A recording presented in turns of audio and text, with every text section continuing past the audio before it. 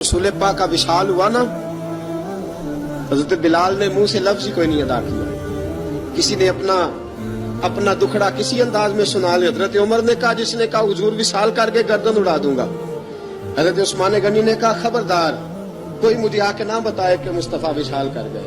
हजरत अली मुर्तजा रज़ी अल्लाह तआला अन्हु ने फरमाया, ना भाई मेरे मुस्तफा पर तो मौत आती ही नहीं। जिस तरह आप लोगों पे सब लोगों ने अपने अपने इजहार कर लिए ना, बिलाल ने किसी को दुख बताया ही नहीं। एक कोने में बैठ के ना हजरत बिलाल अकेले आंसू बहाते रहे, किसी को बताया ही नहीं, अकेले रोए। एक शख्स कहने लगा, यार बिलाल बोलता नहीं। कहा, ना बुलाओ इसे। असर की नमाज का वक्त हुआ ना, तो वो बिलाल जो काबे की छत पे बगैर सीढ़ियों के चढ़ गया था, वो बिलाल जो काबे की छत पे बगैर किसी सहारे के चढ़ गया था, उस बिलाल को कहा कि बिलाल चल जरा, आजान पढ़, मस्जिद की छत पे चढ़ जा।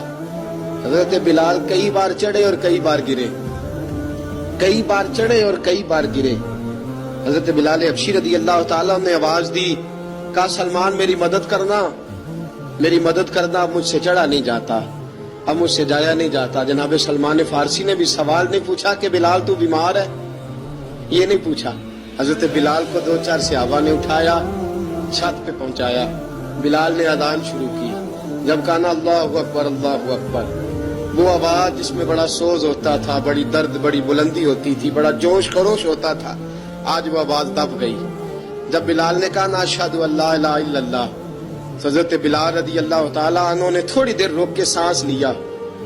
जब कहा, ना अशहदु अन्ना मुहम्मदर रसूलुल्लाह, जो सारे चुप खड़े थे ना, उनमें से एक बाबा रो पड़ा, जिसका नाम अबू बकर सिद्दीक था। जब हजरत अबू बकर सिद्दीक की आंख में आंसू आया तो हजरत बिलाल छत के ऊपर जमीन पे गिरे, जमीन पे गिरे। पर कहा, अबू बकर ये ड्यूटी किसी और की लगा दे, ये ड्यूटी किसी और की लगा दे, अब मेरी रूह इजाजत नहीं देती। मुस्तफा करीम के बाद मुझे अजान नहीं पड़ी जाएगी। आपने वाकया सुन रखा है कि एक बार सहाबा ने बुलाया, दोबारा आए, हुजूर ख्वाब में मिले। कहा, बिलाल तू आता क्यों नहीं? बिलाल छोड़ के चले गए थे। फरमाया, अब मेरा यहाँ दिल नहीं लगता। मुल्क शाम के शहर हलब में चले गए थे, छोड़ दिया था मदीना मुनव्वरा।